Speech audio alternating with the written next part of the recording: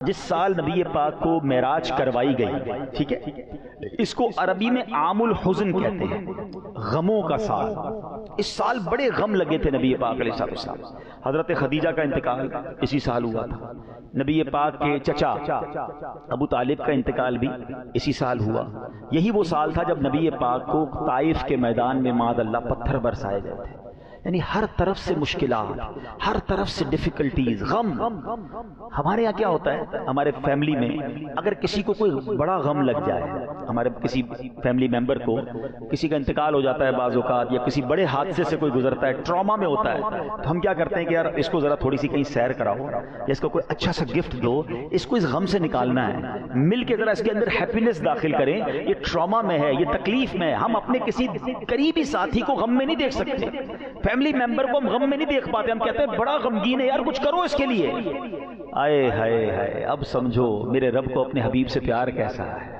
حبیب غمزدہ ہے نا صلی اللہ تعالی علیہ وسلم، نبی پاک کے دل اقدس پر غم ہے۔ اس غم کا مداوع کیا کیا گیا کہ رب نے انہیں معراج عطا فرما دی، اپنا دیدار کروایا، اپنا مہمان بنایا۔ اور سنو، سواری کون سی بھیجی؟ دنیا کی کوئی سواری نہیں تھی، جنت کی سواری براق بھیجا گیا، نبی پاک کو براق پر سوار کروا کر۔ اچھا، ٹریول کی سپیڈ کیا تھی؟ آج لوگ کہتے ہیں یار سپورٹس کار بڑی تیز چلتی ہے، ارے اس سے زیادہ جناب جاپان کی ٹرین بتاتے ہیں وہ 500 کلومیٹر کی رفتار سے چلتی ہے۔ ارے جناب بڑی فاسٹ ایئر کرافٹ آ گئے ہیں۔ سنو، یہ کیسا سپیڈی ٹریول تھا کہ نبی پاک اس رات مسجد اقصی بھی گئے، انبیاء کی امامت بھی کی، انبیاء سے ملاقات اور گفتگو بھی کی۔ پہلے آسمان پر پہنچے، وہاں نبیوں سے ملاقات، دوسرے، تیسرے، چوتھے، پانچویں، چھٹے، ساتویں آسمان، پھر سدرۃ المنتہا پر پہنچے، جہاں جبریل امین بھی پیچھے رہ گئے، کہتے حضور آگے میں بھی نہیں جا سکتا، کوئی آگے نہیں جا سکتا۔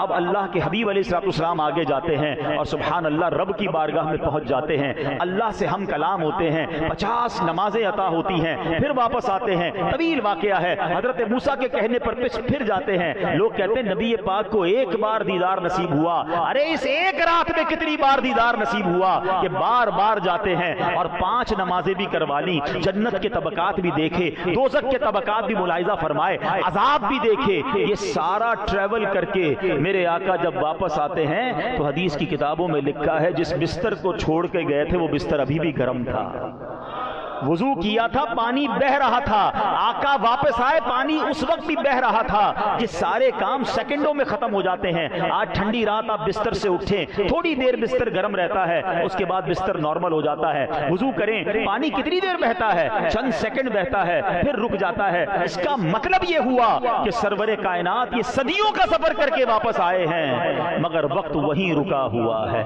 کائنات وہیں رکی ہوئی ہے۔ ارے سائنس کو اس سے بڑا جواب کیا ہو سکتا ہے کہ میرے حبیب نے وہ سفر کیا کہ جناب کائنات میں وقت ہی نہ گزرا اور یہ سارا ٹریول پورا ہو گیا۔ سبحان اللہ۔ اب عقل کہتی ہے، لاجک کہتی ہے کیسے ممکن ہے؟ میں اس کا جواب آپ کو عشق کی زبان میں دے دیتا ہوں۔ ہم سب گھڑی پہنتے ہیں، اس میں سیل ہوتا ہے نا، گھڑی سے سیل نکال لو تو گھڑی رک جاتی ہے، تھوڑی دیر بعد پھر سیل لگائیں تو ٹک ٹک ٹک ٹک کر کے چلنا شروع ہو جاتی ہے۔ ایسا ہی ہے نا؟ دراصل بات یہ ہے کہ میرے آقا اس کائنات کی جان ہے۔